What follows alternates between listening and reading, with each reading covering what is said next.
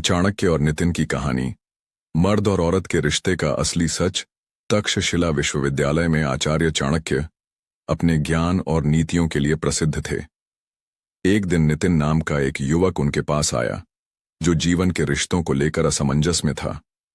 उसने चाणक्य से पूछा, आचार्य, मर्द और औरत के रिश्ते की असली गहराई क्या है? क्यों ये रिश्ता कभी सुकून देता है तो कभी बोझ बन जाता है? चाणक्य मुस्कुराए और बोले, इसका जवाब पाने के लिए तुम्हें एक कहानी सुननी होगी। चाणक्य ने नितिन को एक गांव के किसान अर्जुन की कहानी सुनाई। अर्जुन गरीब था और दिन रात मेहनत करता, फिर भी उसकी गरीबी दूर नहीं होती थी। उसकी पत्नी राधा हर संघर्ष में उसका साथ देती थी, लेकिन अर्जुन अक्सर सोचता कि अगर वो अकेला होता तो जिंदगी आसान होती। एक दिन अर्जुन की किस्मत पलटी और उसे खेत में सोने की खदान मिल गई। वह अमीर हो गया और सोचा कि अब उसका जीवन बदल जाएगा, लेकिन जल्द ही उसे एहसास हुआ कि पैसे से वो सुकून नहीं मिला जो राधा के साथ गरीबी में मिला करता था। अर्जुन ने समझा कि राधा की छोटी छोटी खुशियां ही उसकी असली दौलत थीं। उसने महसूस किया कि एक औरत सिर्फ साथ निभाने के लिए नहीं होती, बल्कि वो मर्द की जिंदगी को अर्थ देने वाली होती है।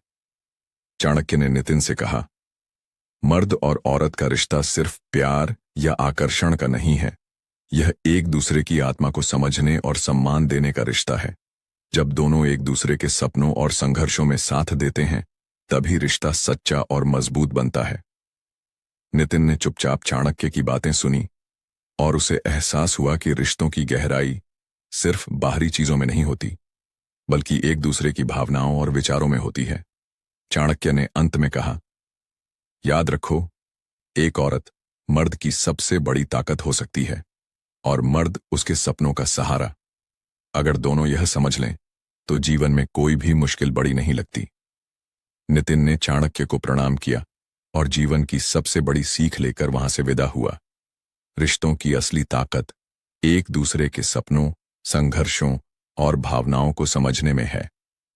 मर्द और औरत अगर एक दूसरे को सच्चे दिल से सम्मान दें तो जीवन में कोई भी चुनौती बड़ी नहीं होती।